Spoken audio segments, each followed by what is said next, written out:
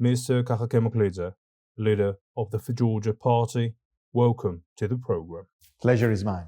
Many voters are understandably skeptical about the decision of the Big Four to stay out of Parliament, especially given the events of 2020. This raises concern that one way or the other, the opposition or its individual members will eventually enter Parliament. Can you explain what makes this situation different, and can you assure your voters that your party and its elected representatives will not legitimize the 11th convocation of Parliament? Well, a couple of important points should be taken in consideration. First and foremost, the context of 2020 and 2024 is completely, totally different. In 2020, it was much easier actually to selectively make elected MPs enter into the parliament because government was more strong and the West was on the government side. And in 2024, the environment is completely different. The West, the current government has completely lost the trust from the West. And at the same time, it is becoming more and more obvious that they have manipulated the elections.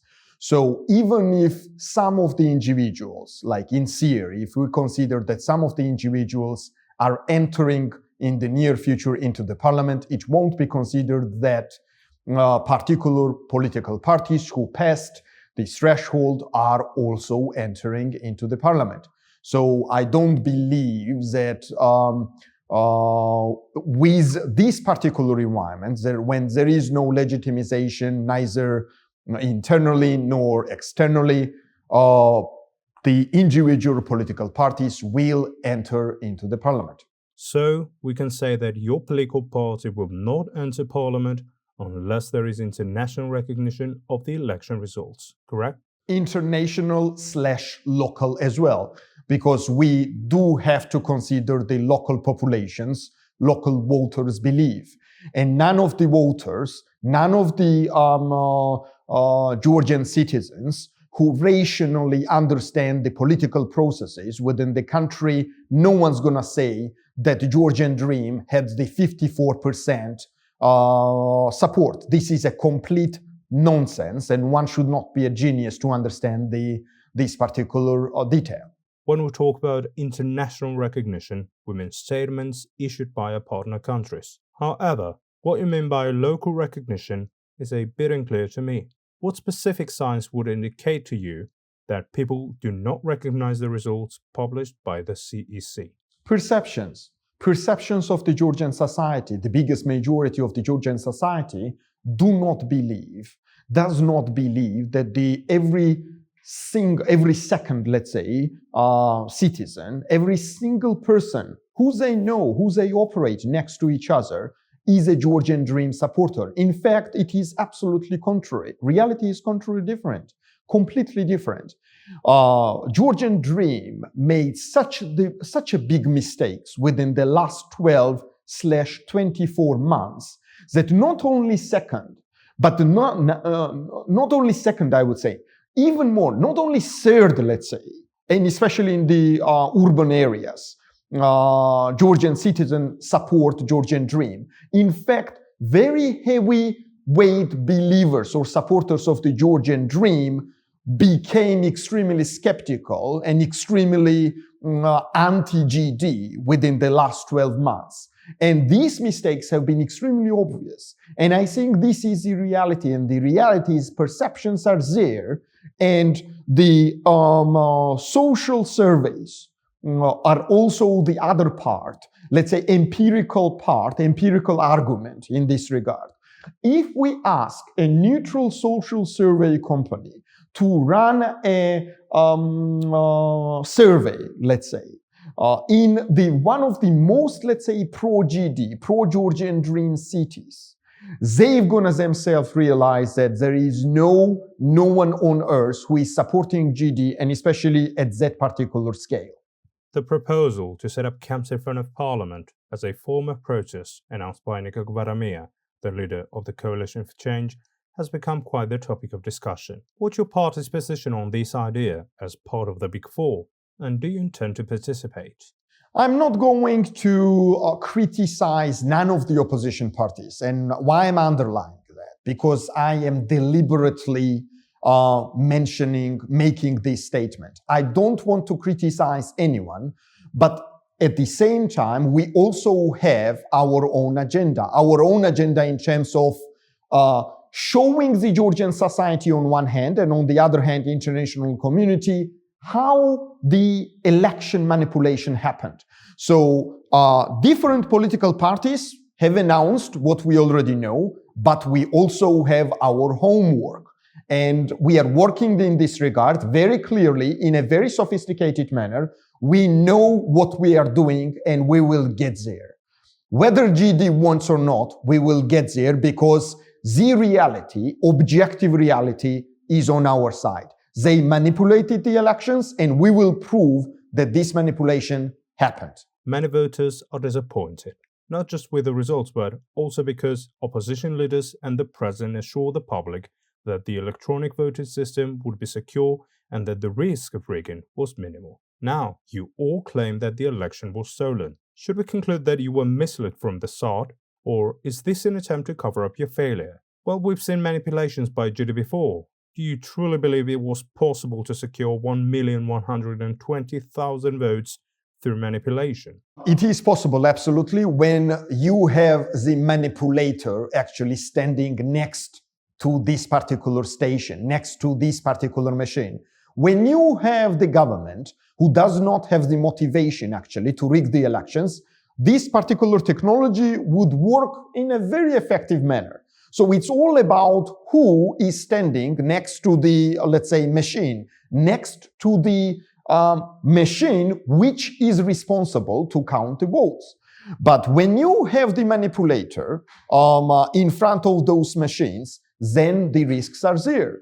But on your question, which is quite valid at the end of the day, the coin has the other side as well. You could not tell the voters that the machines could be manipulated, despite the fact that at the end of the day, you were, of course, like realizing that you were not dealing with the normal government, with the fair government, I would say, who could be ready to conduct absolutely crystal clear elections to everybody, including to their opponents. So the challenge for the opposition parties was how you could manipulate, how you could not manipulate, this is not the right word, how the opposition parties convince the elector, the Georgian citizens, voters, and motivate them to go to the election stations, to the polling stations.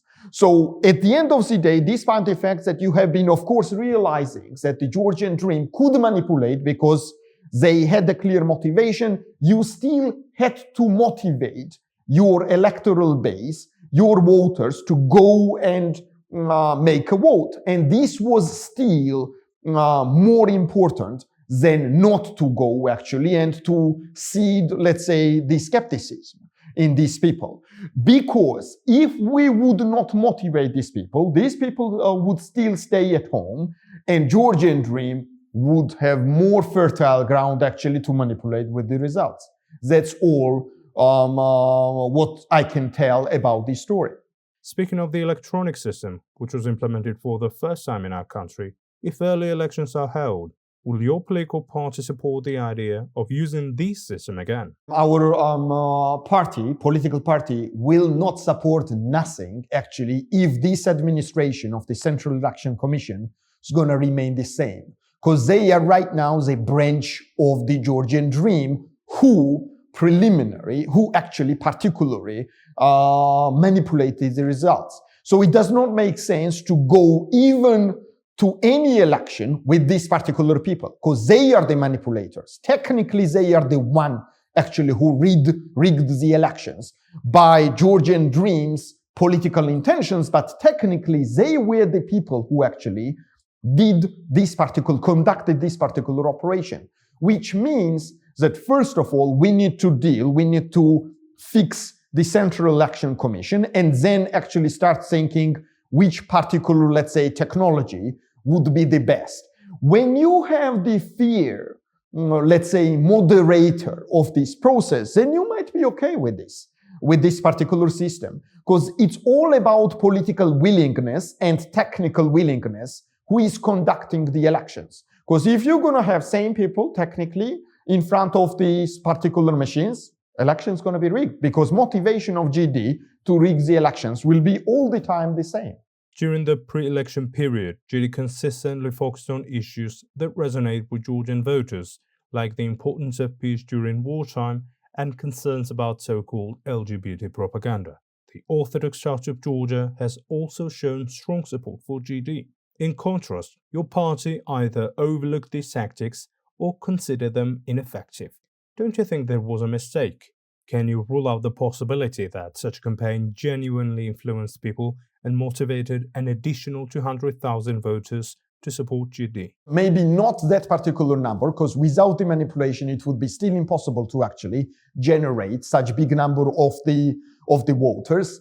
But through the aggressive propaganda, like the communists actually have been doing in Soviet Union times, when they were creating alleged problem and when they have been like openly and demonstratively, let's say, dealing with that problem and then allegedly solving this problem. GD did the same. They created the so-called alleged LGBT issue, which is not an issue for none of the Georgian citizens. We are still extremely conservative society, especially outside of the urban areas. So there was no such problem, and they created LGBT issue as a problem, because they wanted this problem be seen from the TV stations, which are extremely heavily, let's say, linked with the Georgian dream, and through which they actually spread those newses, because they wanted propaganda be at stage. And it worked, of course, because even around me, some of the people who have been our supporters have been largely asking these questions. What is the issue with that? What is the position of the party in this regard? And when the people have been starting to ask these questions, it means that in the cognitive domain, which is responsible on reactions, on the ideology, on the perceptions, generally, it means that it already was effectively seeded in their mindsets. And this is how disinformation, misinformation, and malinformation works. And this is the reason why they created this alleged issue. And we have been very pragmatic. And we all also know how they have been operating, what was their modus operandi in the pre-election campaign. And this is the reason why they have been trying to, let's say, shut their propaganda instruments as much as possible. Of course, we were not capable to do it fully because we did not have media. So media agenda was still very effective fertile zone for the Georgian dream. And we did not have other instruments, including the finances, by the way. So because of the leakage of the finances and the media instrument, GD have been more or less quite effective in this regard. However, we did our best to more or less navigate in this very challenging informational domain. We know for a fact that, one way or another, GD will soon elect a new president. This means that the incumbent, Zurabishvili, who serves as a bridge between political parties and is the only ally of the opposition with the executive branch, will have to leave office. How do you think this will impact the opposition? First of all, as long as these current, let's say, elections won't have the international legitimization as well as local legitimization, whoever they're going to pick up as the person, as a president, I don't think that he or she is going to have any sort of legitimization with the primary sense of this word. So no matter whether they're going to pick up anyone, taking in consideration the context of these rigged elections, I don't think that any person, any politician would become or will become or will enter in a full mandate of the presidency itself. This is very crystal clear reality, what we have for today, for this very date. This is very important thing, very important detail. And the second point, I think President Zurabishvili has enough support already, internally and externally, to keep being active with an internal as well as an external stage, and do the right things for the country. And doing the right things for the country is actually to use every single opportunity for Georgia to make sure that we are not able to fully lose, let's say, European Union membership opportunity. And I think she has done it brilliantly, and I think she's going to continue doing it in the same manner, and we all will be supporting her. In recent weeks, members of your political party, including Levan Gugichashvili, the number 12 candidate on the election list, as well as Leah Khochiashvili and her father, have been attacked. Your party has accused GD of orchestrating these attacks to intimidate your supporters. What actions have the Ministry of Internal Affairs and the General Prosecutor's Office taken? Have they made any efforts to investigate these incidents? Simple answer on this very good question is nothing. They literally did nothing because all these attacks have been politically orchestrated from the Georgian Dream, and Georgian Dream's institutions, if I may still label these entities as an institutions, will not do anything to undermine, let's say, Georgian Dream, because all these attacks, all these intimidations, all this pressuring, all this bribery have been conducted deliberately against us because they wanted us to live under the threshold of 5%. What Gorby survey was showing that allegedly for Georgia has the rating, political rating below this threshold. This was done deliberately. They have been trying to convince the Georgian society that allegedly Gaharia's party does not have enough support to overpass this threshold. And this is the reason actually why all this campaign, politically motivated and well orchestrated, sophisticated campaign, aggressive campaign, was conducted against us. And of course, none of the institutions will do anything to investigate these cases.